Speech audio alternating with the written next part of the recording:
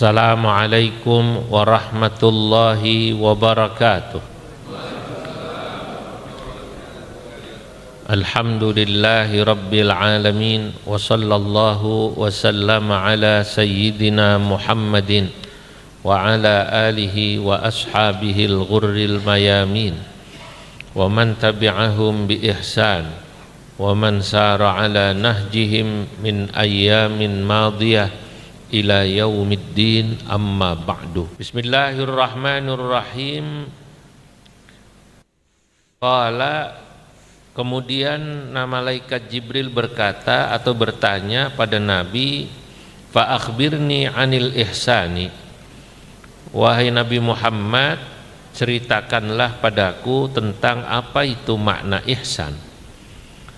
Qala, menjawab Nabi Muhammad, al-ihsanu, ihsan itu an ta'budallaha, adalah pada saat kau menyembah kepada Allah ka'annaka tarahu, seakan-akan dirimu menyaksikan Allah.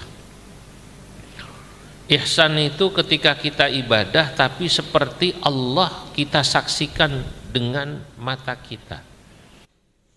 Tentu bukan mata zahir, tapi mata batin.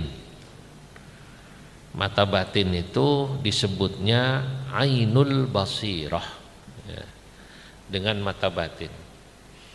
Di sini Syekh Nawawi, Imam Nawawi memberi makna wa hadza maqamul musyahadah. Ihsan ini kalau orang sudah bisa ibadah kepada Allah seakan-akan dia melihat Allah di depannya atau di hadapannya, inilah yang disebut maqamul musyahadah, maqam musyahadah. Musyahadah diambil dari kata syahida, fi'il madinya, atau syahada, menyaksikan. Kenapa disebut maqam musyahadah? Li'anna man qadara ayyusyahidal malika, karena kalau ada orang kok bisa di depannya ada seorang raja, di depan raja, di depan presiden lah, istahya ayyal tafita ila ghairihi fis shalah. Kalau orang di depan presiden saja dia nggak berani mainan HP kalau ngomong, jangan di depan presiden. Di depan menteri aja nggak berani diajak ngomong mainan HP, karena dia tahu posisi orang yang di depannya itu adalah sangat tinggi. Anda misalnya bapak-bapak di depan menteri pada saat beliau lagi memberikan pengarahan lalu mainan HP, berani nggak kira-kira? Nggak berani, karena sangat menghormati. Lah, bagaimana orang yang dia merasa di depannya Al-Malik, yakni Allah Subhanahu wa taala, penguasanya penguasa. Orang tersebut istahya, pasti malu. Kalau tidak takut minimal malu. Ayyal tafila ila ghairihi fis shalah, kok pada saat sholat dia memalingkan hatinya, bukan cuma wajahnya, hatinya kepada selain Allah dalam sholat. Wa ayyashtaghila qalbuhu bi ghairihi, dan dia malu kok hatinya menyibukkan dengan selain Allah. Makanya pernah viral itu, ada imam sholat sambil jawab WA itu betul itu. Saya pernah lihat ini. Mungkin dia pusing, ditelepon terus, akhirnya dia jawab, gue lagi sholat gitu. Mungkin dia kesel deh. Nah, kalau orang sudah sampai makom ihsan nggak mungkin. Lah karenanya ada orang untuk berlatih pada saat dia sholat itu seakan-akan dia melihat Allah. Banyak di antara ulama yang kadang mengajarkan, coba kosongkan apa-apa dirimu dari apa-apa yang bisa mengganggu. HP taruh, uang aja kadang-kadang dulu ulama ngajarin suruh naruh tuh uang, takutnya kepikiran. Allahu Akbar. Itu sebenarnya hanya treatment ya, latihan ya, latihan supaya sholatnya bisa khusyuk. Tentu orang-orang yang sudah sampai maqam musyahadah nanti dia tidak akan terganggu dengan apapun yang ada di depannya, karena yang ada di depannya orang lewat atau apapun ya tidak akan mengganggu hatinya, apalagi kalau sudah sampai tingkatan cinta. Pernah dengar cerita Laila Majnun? Pernah dengar ya?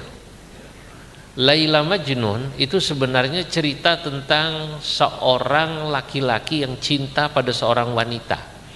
Wanitanya dikasih nama Laila, yang tergila-gilanya disebut Majnunu Laila. Orang yang tergila-gila pada Laila. Nama aslinya Qais. Ketika saya ke Azerbaijan, kiai-kiai sana, ulama sana ngasih tahu saya, penulis buku Laila Majnun itu seorang ulama tasawuf, aslinya kuburannya atau tinggalnya di Azerbaijan.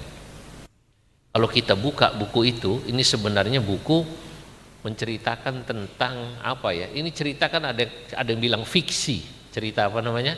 Fiksi. Itu karangan di mana itu ulama sufi mau kasih gambaran orang kalau sudah cinta pada kekasihnya, yakni cinta kepada Allah Subhanahu wa taala, itu cintanya seperti cintanya Qais atau Majnun kepada Laila. Bagaimana? Nah, dimanapun dia ingat Laila, sehingga dia melihat apapun, termasuk kalau dia lagi sholat ada orang lewat, yang terlihat ya Allah. Nah, itu kalau orang sudah begitu betul-betul cinta kepada Allah, itu diibaratkan seperti orang si Qais melihat apapun yang berhubungan dengan orang yang dicintainya, Laila, yang dia ingat Laila. Ada cerita begini dalam cerita Laila Majnun. Qais satu hari melihat anjingnya Laila. Begitu dia lihat anjingnya Laila, dikejar-kejar itu anjingnya Laila. Kata Majnun, kata Qais, Laila, Laila, Laila. Jadi anjingnya dipanggil apa? Laila.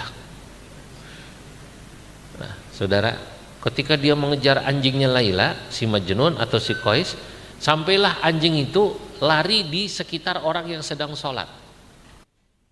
Muter di sekitar orang yang sholat. Qais bilang, Laila, Laila, Laila. Itu yang sholat, yang imamin kesel. Ini si Qais gila nih bocah. Ada orang sholat, dalam hati yang sholat, dia ngejar-ngejar anjing. Selesai sholat, ustadznya ini, imamnya menegur Qais. Qais, akalmu di mana? Kau kejar-kejar anjingnya Laila sambil manggil Laila. Maaf, kau kejar-kejar anjing sambil manggil Laila, Laila. Sementara kami ini sedang sholat, kamu mengganggu kami.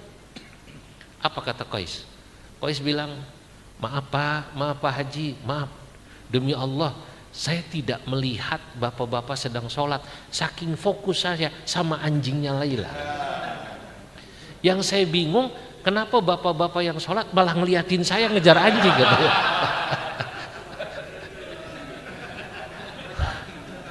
Jadi saking cintanya sama Laila, dia fokus pada anjingnya Laila. Yang sholat fokus pada orang yang ngejar-ngejar anjing. Ini sindiran halus sebenarnya. Ini sindiran halus dari pengarang kitab Laila Majnun ini sebenarnya. Betapa banyak di antara kita itu yang kadang-kadang kita sholat tapi hati kita tidak dengan Allah. Mungkin ada orang yang sedang apa di keramaian tapi dia ingatnya Allah.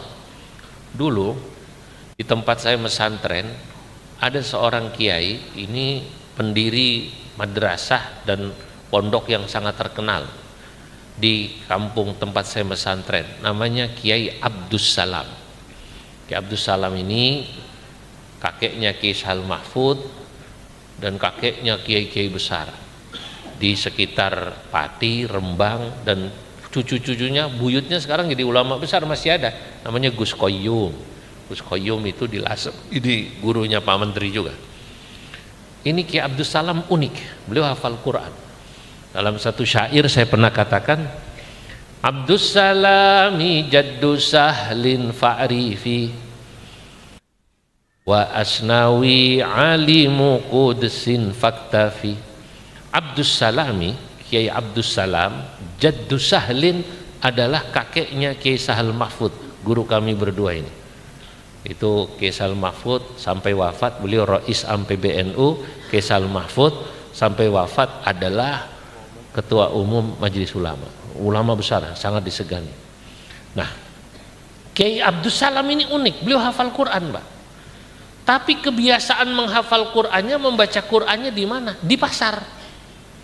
Nah, saya dengar dari cucu beliau namanya Kiai Nafe Abdillah. Kiai Nafe itu cerita, Mbahku itu, kakek saya namanya Ki Abdus Salam, punya kebiasaan menghafal Quran yang unik. Beliau kalau pagi ke pasar, di pasar duduk di samping pedagang, lalu komat kami tapi baca Quran, Pak. Alhamdulillahilladzi anzala 'ala 'abdil kitab wa lam yaj'al lahu 'iwaja, atau dari alif lam mim sampai khatam. Sampai orang kampung sana memanggilnya Kiai Sarno atau Mbah Sarno. Nama aslinya Kiai Abdus Salam, tapi pedagang yang belum tahu memanggilnya Mbah Sarno. Mbah Sarno itu kalau diterjemahkan ning pasar ono. Sarno itu singkatannya kata kinape neng pasar ono. Nah, pertanyaannya kenapa beliau menghafalkan Quran tidak di tempat yang sepi? Umumnya orang kan sholat semakin sepi semakin khusyuk, menghafal Quran semakin sepi semakin khusyuk. Lah inilah orang kalau sudah musyahadah dengan Allah, sudah sampai maqam ihsan, an ta'budallaha ka'annaka tarahu. Kau menyembah Allah dimanapun kau melihat Allah. Di pasar kau melihat Allah, sholat dimanapun kau melihat Allah. Masya Allah. Orang kalau sudah sampai maqam musyahadah, kekhusyuan sholatnya tidak tergantung dengan indahnya suara imam. Banyak orang yang bilang, aduh Pak, saya kalau sholat terawih di Masjid Nabawi, kalau saya sholat terawih di Masjidil Haram, saya bisa khusyuk nangis. Tapi kalau sholat di kampung saya nyamuk melulu. Udah gitu imamnya bengek kata dia. Kalau di Masjidil Haram, Masjid Nabawi suaranya indah. Nah, kalau orang belum musyahadah ya begini. Kekhusyuannya masih tergantung variabel-variabel yang mungkin kayak AC, imam, bukan karpet yang empuk gitu ya, tapi bukan karena hatinya.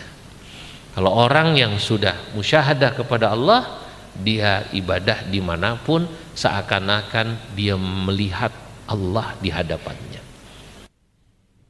Maka haji ini dulu ada muridnya sahabat Ibnu Abbas, namanya Atha bin Abi Rabah, tinggalnya di itu apa itu Pak Menteri itu yang kalau dari Mekah kita jalan-jalan daerah dingin, apa namanya itu Ibnu Abbas tuh, Taif. Ibnu Abbas ini sahabat yang tinggalnya di Taif, walaupun bolak pergi, tapi tinggalnya di Taif, makanya kuburannya di Taif tuh, yang pernah ke Taif ya.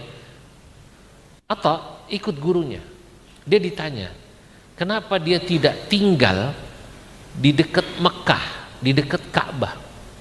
Apa dia bilang? Dalam kitab Ihya Ulumuddin, saya baca ini cerita, kata Atha bin Ibnu Abi Rabah, dia bilang, la antakuna ba'idan mim Makkah. Kau lebih baik kau jauh rumahmu dari Mekah, wa qalbuka mushtaqun ilaiha wa muta'alliqun biha, tapi hatimu selalu rindu dan merasakan seakan-akan Ka'bah di hadapanmu. Min antakuna bijiwariha wa anta mutabarrimun bil muqam, daripada kau tinggal di dekat Ka'bah rumahmu, di sekitar hotel-hotel Ka'bah, tapi wa anta mutabarrimun bil muqam, tapi kalau kau di sana sayangnya, kalau kata orang Jawa, lebih baik kau jauh tapi hatimu terasa di depan Ka'bah daripada kau tinggal di dekat Ka'bah tapi kau pecicilan. Nah, mutabarrimun bil muqam, kau tidak menghormati Ka'bah sama sekali. Saya memang sekarang belakangan melihat gejala ini, Pak. Ya memang ada kebijakan yang berbeda di zaman sekarang ini. Muhammad bin Salman ada peraturan nggak seperti dulu, Pak. Kalau dulu, kalau bapak-bapak yang mungkin haji tahun-tahun 2000, katakan 5 tahun sebelum inilah, jangan berpikir sebelum azan ada toko buka, nggak ada dulu. Kurang 5 menit 10 menit toko tutup. Sekarang boleh, Pak. Sekarang azan orang sholat itu di depan Ka'bah itu orang boleh jual beli. Ada juga yang tidak jual beli, tapi bebas sekarang. Allahu Akbar. Nah, inilah yang disebut musyahadah. Kalau orang sudah musyahadah pada Allah, dimanapun dia melihat Allah. Nah,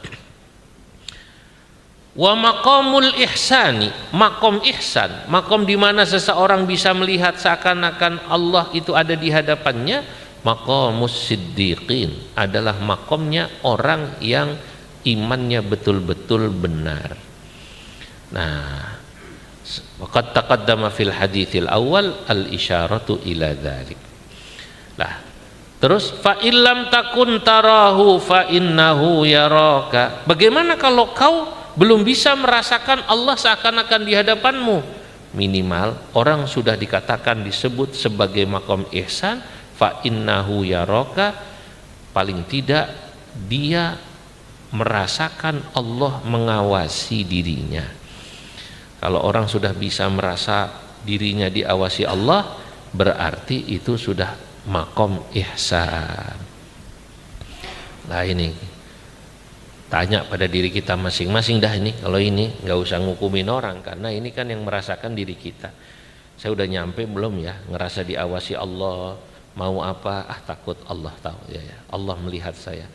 Maka dulu ada wiridan ya, itu guru-guru termasuk Syed Muhammad bin Alawi bin Abbas Al-Maliki, gurunya Kiai Taifur yang kemarin wafat di Purworejo itu.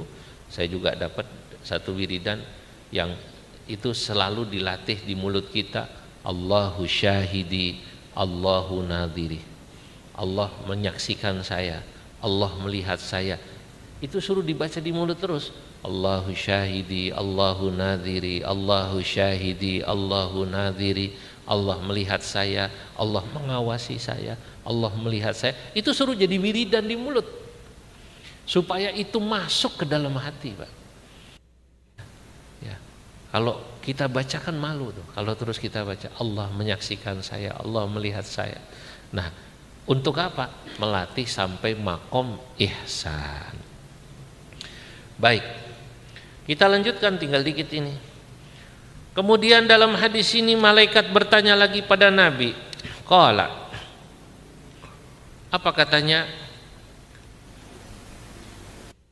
Wa akhbirni 'anis sa'ati, wahai Nabi Muhammad, ceritakan kepadaku tentang hari kiamat itu. Ketika Nabi ditanya tentang hari kiamat oleh malaikat Jibril, kita sudah ngaji ya pada bulan lalu. Faqala, maka Nabi Muhammad menjawab, mal mas'ulu anha bi'a'lama minas sa'il. Orang yang ditanya tidak lebih tahu daripada yang nanya. Ini maksudnya apa? Maknanya Nabi Muhammad tidak tahu kapan datangnya hari kiamat. Yang ditanya bukan hari kiamatnya, tapi kapan datangnya hari kiamat. Kenapa? Karena bal ilmus sa'ati mimma ista'tharallahu ta'ala bihi. Karena ilmu tentang kapan datangnya hari kiamat itu adalah ilmu yang Allah tidak memberitahu siapapun, termasuk malaikat Jibril ini. Ada yang nanya malaikat Jibril, termasuk Nabi Muhammad kekasihnya. Kenapa? Dalam Al-Quran Allah berfirman, innallaha indahu ilmus sa'ah. Karena sesungguhnya Allah di sisinya lah tentang kapan hari kiamat itu datang. Dalam ayat lain Allah berfirman, la ta'tikum illa baghtah. Dalam ayat lain, kiamat tidak akan datang padamu kecuali mendadak. Kalau dalam beberapa riwayat katanya hari kiamat itu datangnya hari Jumat, itu tapi kan nggak pasti juga. Tapi ini malam Jumat, Pak, makanya bagus ngaji itu malam Jumat gitu. Andai kata besok kiamat, alhamdulillah tadi malam kita apa namanya ngaji, udah baca Yasin, paling nggak gitu emang. Untungnya diingetin. Tapi kapan persisnya nggak ada yang tahu. Allah hanya berkata, Allah berfirman, wa ma yudrika la'alla as-sa'ata takunu qariba. Siapa tahu kiamat itu akan datang dalam waktu yang dekat. Lah, kalau ada yang bilang, Pak, katanya umur dunia ini dalam satu riwayat atau dalam satu pendapat 70.000 tahun. Nah, di sini Imam Nawawi mengatakan wa manidda, dan barang siapa orang yang mengklaim anna umrad dunya sab'una alfi sanah, katanya umur dunia hanya 70.000 tahun, wa annahu baqiya minha 63 alfi sanah, dan umur dunia katanya waktu kitab ini ditulis tinggal 63.000 tahun. Karena sekarang kan 3.000 tahun itu ya, maksud itu kan 3.000 Hijriah, 3.000 Masehi. Maka fahuwa qaulun batil, itu ucapan yang salah, nggak ada yang tahu. Nah, ini yang paling penting. Lah, lalu malaikat bertanya lagi, ketika Nabi ditanya tidak tahu kapan kiamat, pertanyaannya dirubah. Kata malaikat, fa akhbirni, qala fa akhbirni an amaratiha. Malaikat Jibril yang datang dalam bentuk orang biasa kan.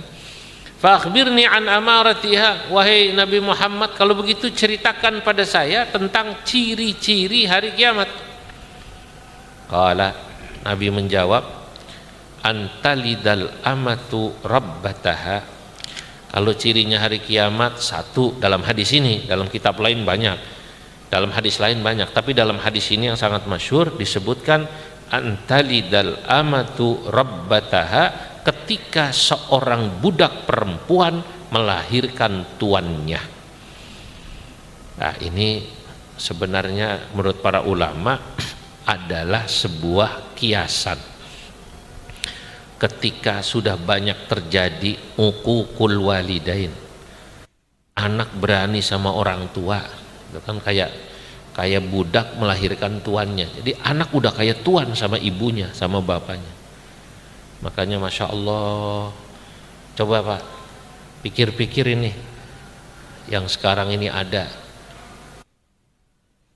bapak-bapak, ibu-ibu, apalagi yang masih muda-muda, yang dia kerja, punya anak, anaknya dititipin sama mertuanya, sama ibunya, suruh ngurusin, dia tinggal kerja.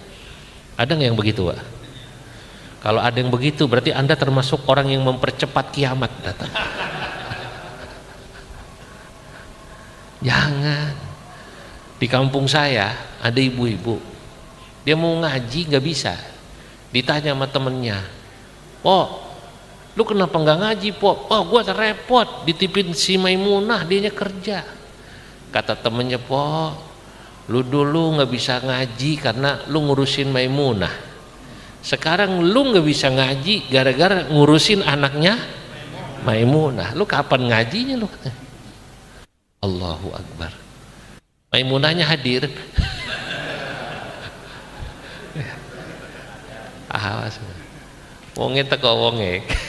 Orang yang datang coba hati-hati. Ya Allah. Nah, uququl walidain. Termasuk uququl walidain, melarang keinginan orang tua yang menjadi haknya. Mohon maaf Pak, saya melihat banyak zaman sekarang ada orang tua, baik ibunya bapaknya, ketika pasangannya meninggal mau menikah lagi dilarang. Ngapain sih mak kawin lagi kayak perempuan gatel aja? Wajah ilallah. Jangan kawin lagi Pak, ntar kalau ya dia cinta sayang sama bapak, kalau nggak sayang bagaimana kalau dia sama kita begini? Nggak boleh itu. Pertanyaannya, apakah kita sebagai anak ngurusi bapak kita, ibu kita? Masya Allah. Iya. Nah, masuk. Dulu saya baca kitab. Gak usah nunggu meninggal dong kalau perlu. Ya kalau gak usah nunggu meninggal kalau. Iya, iya. Anak yang berbakti sama orang tua nggak berani ngelarang bapaknya kawin lagi, Pak Menteri, nggak berani. Nggak berani. Dia tahu itu hak bapaknya. Hak bapaknya. Apa hak anak melarang bapaknya?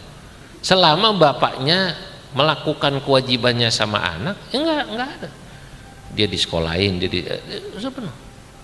dalam kitab ini, dalam kitab tafsir saya pernah baca, di antara salah satu ciri berbaktinya anak pada orang tua, apalagi kalau tadi tuh ketika ayahnya atau ibunya ditinggal meninggal oleh pasangannya, anak itu menikahkan bapaknya, menikahkan ibunya. Saya ketika sudah tahu itu Pak, ayah saya meninggal duluan, baru ibu saya. Ibu saya janda nih. Waktu ibu saya janda ditinggal ayah saya, berapa ya usianya? Ya belum 50 lah. Saya nawarin, karena saya udah tahu, Bu, barangkali ibu mau nikah lagi, saya siap untuk mendukung, kalau perlu ngongkosi. Saya tahu itu. Untungnya ibu saya perempuan, Pak. Nggak mau, nggak. Kalau bapak saya mungkin, ibu saya meninggal duluan. Oh itu sih. Untungnya ibu saya perempuan. Jadi gitu. Jadi ada seorang budak perempuan melahirkan anak, itu adalah kiasan daripada banyaknya anak yang durhaka sama orang tua. Kalau anak sudah banyak yang durhaka, itu cirinya hari kiamat sudah dekat. Kemudian Nabi katakan di antara ciri hari kiamat sudah dekat, wa antaral hufatal uratal 'allata ri'a asya'i yatatawaluna fil bunyan. Ciri kiamat sudah dekat, kata Nabi Muhammad, kau akan melihat banyak orang al-hufata yang tidak pernah pakai sendal. Maksudnya orang kampung. Al-hufat, orang kampung, kalau kata orang Jawa sih ngodok. Hufa orang gue sendal apa? Ngodok kata orang Jawa, ngodok ya, nyeker kata orang Jakarta. Lu ntar lihat banyak orang nyeker, orang kampung yang nggak bisa pakai sendal, al-urata yang nggak biasa pakai baju, pakainya celana pendek, kaos yang jelek, tiba-tiba maaf ri'a asyah, kerjanya angon apa namanya kambing, tiba-tiba ya tatawaluna fil bunyan, pada jadi orang hebat, pada jadi orang kaya raya, rumahnya tinggi-tinggi. Apa maknanya ini? Ada yang mengatakan maknanya cirinya hari kiamat ketika orang sudah mulai berlebihan. Artinya udah makmur dan berlebihan. Makanya kita nggak boleh berlebihan. Kalau kita sudah mulai berlebihan, rumah padahal ditempatin cuman orang 6 sampai 4 lantai, buat ngapain juga lah gitu. Itu berlebihan, Pak. Atau ada juga yang mengatakan makna hadis ini, orang kampung nggak pakai sendal, nggak pakai baju, tiba-tiba kaya raya. Itu maksudnya. Ada yang sampai kau akan melihat orang dikasih posisi yang padahal tidak sesuai dengan kapasitasnya. Itu maksudnya. Orang kampung tiba-tiba kaya itu katanya di sini sebagian ulama mengartikan orang kau kasih posisi padahal itu bukan kapasitasnya. Kalau di kantor itu ya tidak ada meritokrasi lah gitu. Oh tiba-tiba ini main tunjuk karena orang ini apa namanya teman dekat, padahal dia tidak punya kapasitas. Itu berarti seperti tadi, orang kampung nggak pakai sendal, nggak pakai baju, tahu-tahu kaya. Atau ketika amanah diberikan pada orang yang tidak punya kemampuan, berarti kiamat sudah dekat. Jadi tidak semata-mata orang kampung kaya-kaya, enggak. Kalau orang kampung kaya-kaya itu, Pak Menteri ini juga orang kampung. Zaman dulu sekolah juga susah beliau ini. Zaman dulu saya juga susah, sama santri sama-sama susah kita gitu ya. Puasa terus. Cuman kalau beliau walaupun jadi menteri masih puasa terus, Pak. Alhamdulillah. Nah, ini tuh kebiasaan zaman mondok, beliau itu ahli dalail. Nah, berikutnya di sini Nabi katakan di antara cirinya hari kiamat sudah dekat. Dalam hadis ini ya tsumman talaqa falabithu maliyan, kemudian orang itu yang tadi bertanya pada Nabi pergi, falabithu maliyan, lalu saya diam, kata Umar bin Khattab. Sesudah orang itu pergi yang bertanya pada Nabi, tsumma qala, kemudian Nabi bertanya pada saya, atadri manis sa'il ya Umar, ya Umar atadri manis sa'il, Umar kau tahu enggak itu tadi yang bertanya itu siapa? Sahabat Umar menjawab, Allahu wa rasuluhu a'lam, Allah dan Rasulnya yang lebih tahu. Baru Nabi Muhammad berkata, huwa Jibrilu, itu tadi yang datang bertanya tentang iman, Islam, ihsan, fa innahu Jibril, itu yang datang adalah malaikat Jibril, Atakum, beliau datang pada kalian, yu'allimukum dinakum, mengajarkan kepada kalian tentang agama kalian. Rawahu Muslim, hadis riwayat Imam Muslim. Apa pelajaran daripada hadis ini, Bapak-bapak, Ibu-ibu? Iman dan Islam itu sesungguhnya, dan ihsan adalah satu kesatuannya yang tak bisa dipisahkan. Walaupun kadang-kadang orang seringkali membedakan. Kemarin kita sudah katakan bahwa iman itu amal hati. Kalau Islam amal zahir. Orang yang mukmin mestinya dia muslim. Kalau orang dia meyakini Allah, dia harus amalkan itu keyakinannya. Nah, sebenarnya tidak hanya iman dan Islam yang satu sama lain saling berkelindan, berkaitan erat. Termasuk ihsan. Mestinya orang kalau sudah dia menjadi mukmin dan muslim, mengamalkan itu, dia harus berusaha meningkatkan kapasitasnya menjadi seorang yang muhsin. Artinya orang yang juga bisa sampai makom ihsan. Makom ihsan. Nanti para ulama tasawuf ini seringkali menyebut makom ihsan ini sebagai makom yang disebut makom hakikat. Sementara iman Islam itu disebut dengan makom syariat. Kalau kita sudah baca syahadat, ya kan, percaya pada Allah, Rasulnya, malaikat semua, lalu kita sholat, lalu kita puasa, lalu kita haji, kita zakat, itu kata para ulama tasawuf disebut makomnya makom syariat. Lah, untuk sampai makom ihsan yang disebut makom musyahadah atau makom hakikat, ada lagi nih satu makom atau satu tahapan lagi yang disebut makom tariqat. Tariqat itu apa? Nah, disinilah seorang ulama bernama Syekh Zainuddin Al-Malibari yang disyarahi oleh Syekh Nawawi menjelaskan begini. Fatariqatun akhdhun bi ahwatakal wara wa azimatun karyadatin mutabattila. Kalau kau sudah bersyahadat, kalau kau sudah puasa, kalau kau sudah salat 5 waktu, kalau kau sudah berhaji, kau sudah bersyariat. Tapi untuk sampai makom kau menyaksikan Allah, makom hakikat, makom musyahadah, kau harus melalui satu tahapan namanya tarekat. Bagaimana tarekat itu? Tarekat itu akhdun bi ahwata kalwara. Pertama, cirinya kau selalu mengambil kehati-hatian dalam melangkah apapun. Misalnya ya, orang bilang, bagaimana ini bunga bang? Bunga bang ada yang bilang syubhat, ada yang bilang makruh.